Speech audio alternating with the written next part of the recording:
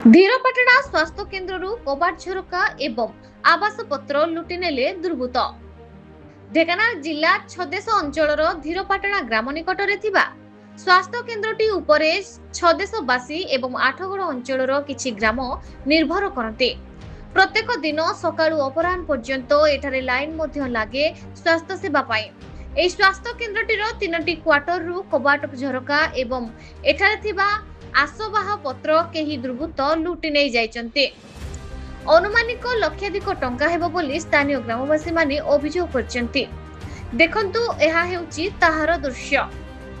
किभଳି घर गुड़िकर कबाट झरका एवं सेथिरे थिबा आवासपत्र गुड़िक संपूर्ण भावरे लुटि नैथिबा एभଳି दृश्य देखिबाकू मिलिछि। तेणु एहार तदंत करिबा पई ग्रामवासी माने अभियोग करथिबा बेले एथिरे केउ परिस्थिति रे काहे एवं केउ माने लुटि नैचंती ताहा मध्य सामना को आसीबा निहाती आवश्यक होई पड़िथिबा ग्रामवासी माने दाबी करचंते। हिंदोलरू रंगाधर साहू को रिपोर्ट न्यूज ओडिशा टीवी।